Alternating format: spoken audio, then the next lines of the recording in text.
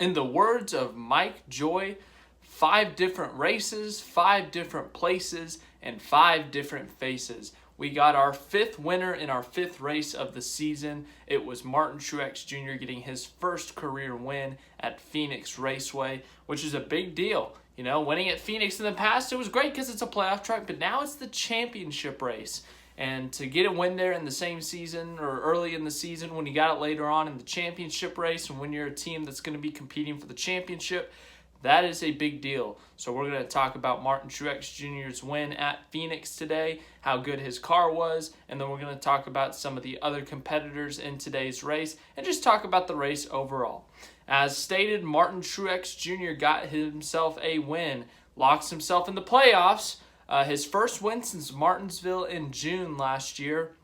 Him and his team last year, they had a new crew chief, James Small. They really struggled last year. They didn't show the speed that they had shown in years past, you know, like in 2019 when they had 7 or 8 wins.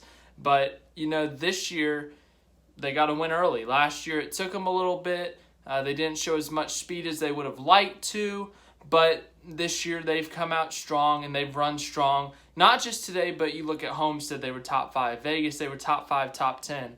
And today they were in the top 5, top 10 most of the race and led a good chunk of laps and obviously won the race. So very promising for them to show speed early on in the season considering how poorly they did compared to their standard last year. So I think that's a huge confidence booster for that team.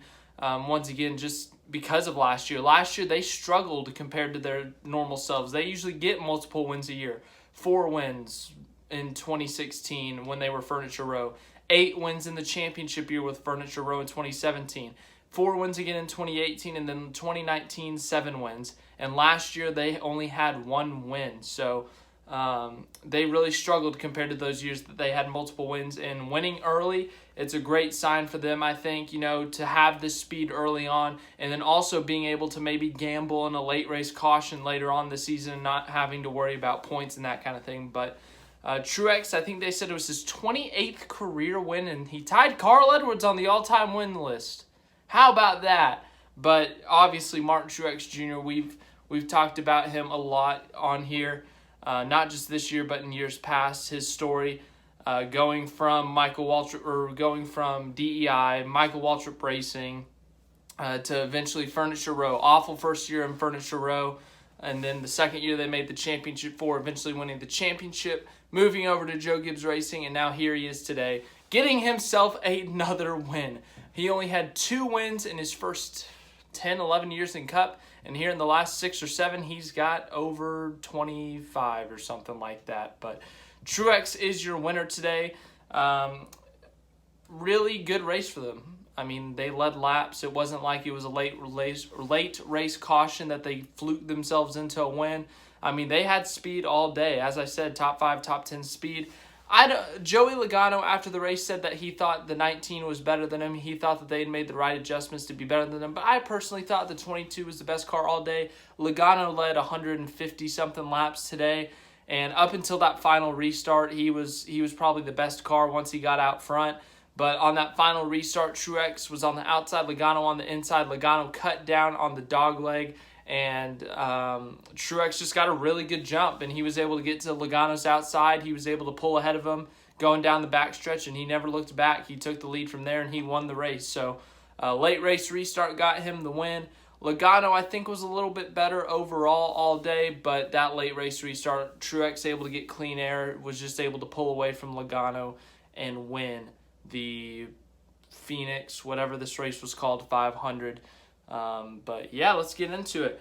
As I said, today's race, I would say that today's race was probably the worst race of the season, but that's not saying much because we've had some pretty great racing all year.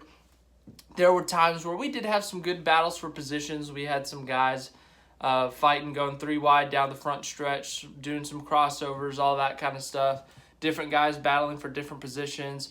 But, you know, there were definitely times when it was a dry race. There was nothing much going on, not much action on the track. I'd say the most interesting thing that happened today, other than that final restart, was Kyle Larson had 2 pit road penalties, and had to come from the back to the front. He had to do it a total of 3 times today because he failed pre-race inspection and had to start at the rear of the field. He ended up rallying up to the top 10, I think, by the end of stage 1. He eventually got up into the top 2 or 3, and then when he was about to battle for the lead, green flag pit stops hit, and he got a speeding penalty. He rallied back to 14th by the end of the stage, got back in the top 10, then another speeding penalty. I think I got that order right. I think. Keyword think. But either way, Kyle Larson was just hurting himself all day with those speeding penalties, and it could have ended up costing him. I mean, he could have been up there competing for the win, but that was probably, I would say, the biggest story of the day. Larson having to go from the back to the front, to the back, to the front all day long. But other than that, I mean, nothing else happened much, nothing crazy. Kyle Busch had a bad day. He spun out once. Custer was running top 10, and he got wrecked at the end there. But other than that, nothing much to talk about in terms of action on the track, other than that last restart, I would say. But let's get into the finishing results. Martin Truex Jr. is your winner today. He gets himself his first win of 2021 at Phoenix. His first career win at Phoenix, as I said earlier, such an important thing to win at Phoenix because it's the championship race. We haven't had this in the past. We haven't gotten to go to Homestead, Miami twice a year. We don't get to go to it in the spring or summer before it was the championship race. But once we moved to Phoenix, we had the March race, and now we got the championship race in November. And it's a big deal to run well here because if you can run well here, you know you've got a shot if you're able to make it into that championship 4. And, you know, Martin Truex Jr., he had never won at Phoenix before. He had some good runs. He had led some laps. He had won some stages, but he had never won a race at Phoenix. And, you know, I think that hurts the confidence of a team, a championship-level team like that, when you haven't won on a racetrack, especially when it's the championship race. But I think this is a huge confidence booster for that team to win early on in the season, but also to win at the track that's eventually going to be the championship race later on this season.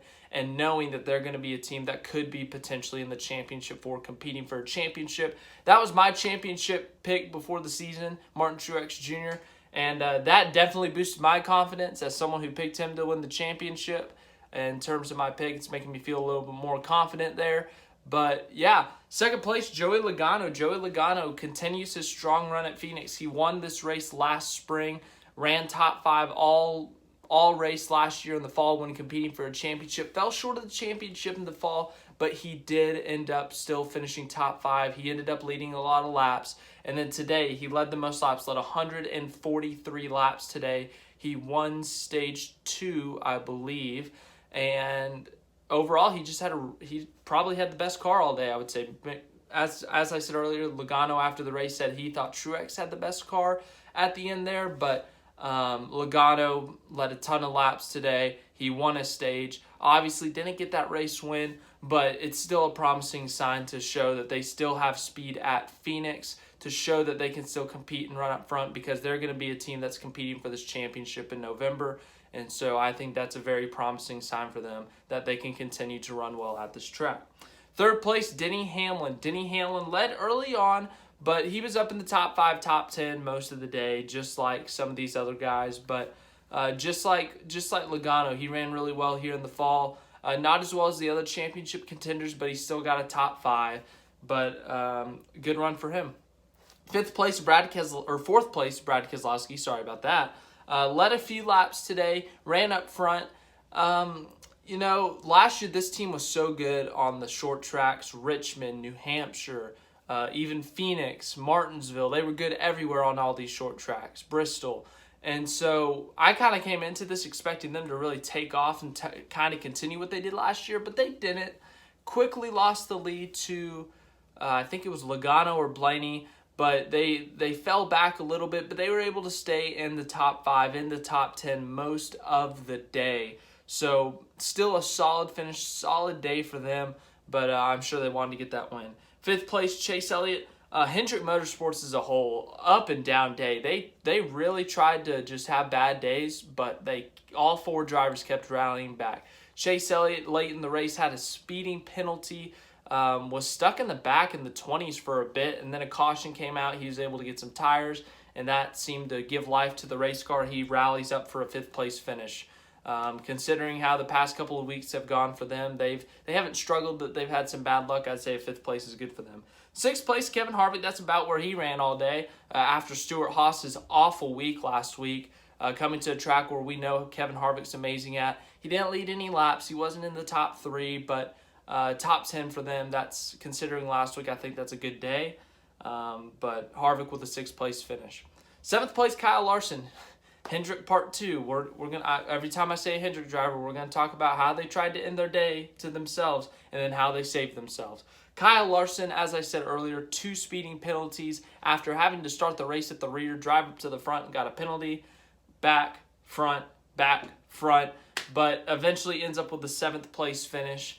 Could have been a much worse day for them, but it also could have been a much better day for them. I think they could have competed for the win. The way that car was driving, the speed that they had, they were running up front all day long. They were in the top 5. At one point, they were on pace to go take the lead, but speeding penalties, just self-inflicted wounds, just kind of hurt that team today. And that's what I got on them. 8th place, William Byron. He got a pit road penalty too. I mean, 3 of the 4 Hendrick cars had penalties today. The only one who didn't was Alex Bowman. We'll talk about him later, but Byron's able to rally back from a penalty today. He's able to get back in the top 10. He ran in the top 10 all day other than the penalty, but an 8th place finish for him is good. 9th place, Christopher Bell. Good day for JGR. 3 cars in the top 10. Bell ran the top 10 all day. Not much else to say other than that. 10th place, Ryan Blaney led some laps early on, won stage 1, but he was top 10 car, I would say. Ends up getting top 10. 11th, Eric Almirola. He was outside the top 10 most of the day. He got in for a little bit, ends up falling out at the end there. Once again, SHR after that horrific week last week when they had all 4 cars outside of the top 15. Their best finisher was 20th, actually. A good day for them to have 2 of their cars in the top 15. And Cole Custer was on pace to be in the top 15, but was wrecked late in the race. We'll talk about that later. 12th, Ricky Stenhouse Jr. They've been showing speed this year. It's been pretty impressive. They've had a good start to the year. 13th, Alex Bowman spun out early in this race, hit the wall, was able to rally back and get a 13th place finish. So there are all 4 of your Hendrick cars in the top 13. All 4 of the Hendrick cars had some type of problem today. 14th was Matt DiBenedetto. He was about in that 14th to 17th range. He got up into the top 10 for a bit. I think he got a few stage points, but a decent week. They've had some terrible luck this year.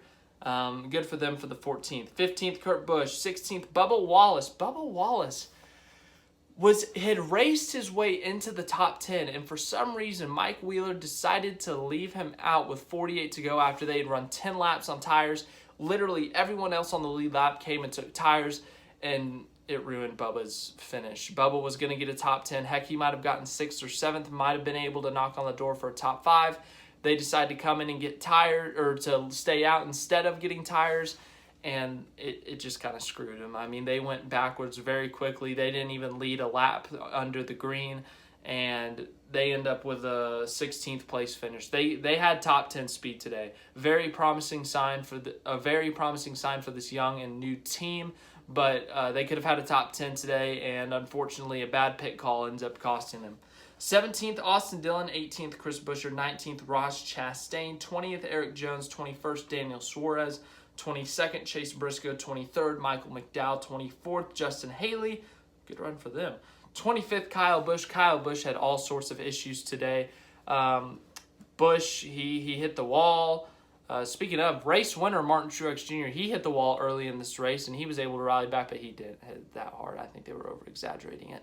Anyways, Kyle Busch hit the wall at one point, had a flat tire, had to pit, get the damage fixed, and then got pinned 2 laps down because when he was on pit road is when a caution came out for something else.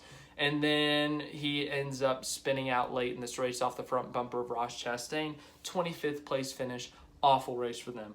26th, Ryan Preece. 27th, Corey LaJoie. 28th, Ryan Newman. 29th, Tyler Reddick blew a tire, ended up finishing 29th. 30th, BJ McLeod. 31st, Cole Custer. Cole Custer was running in the top 10, and him and Bubba Wallace got into a little incident. Coming off of turn 2, Bubba had a big run. He went up right on the bumper of Custer, and when he went to turn left to pass him, he hit Custer in the back of the bumper, and it just got him all out of shape. Custer hit the wall. Bad move on Bubba's part. Just misjudged it, and it ruined Custer's day. 32nd, Quinn Houff. 33rd, James Davison. 34th, Garrett Smithley. 35th, Josh Bilicki. 36th, Cody Ware. 37th, Anthony Alfredo. 38th, Timmy Hill. Those are your results for the Phoenix something 500. That is your race. Those are your results. Martin Truex Jr. hits the wall early, comes back, wins at Phoenix for his first win at the 1 mile racetrack. But yeah, once again, the racing, I mean, there was good moments and then there were some pretty dull moments, but worst of the season, still a pretty decent race, I'd say. I'm going to give it a 7.1 though.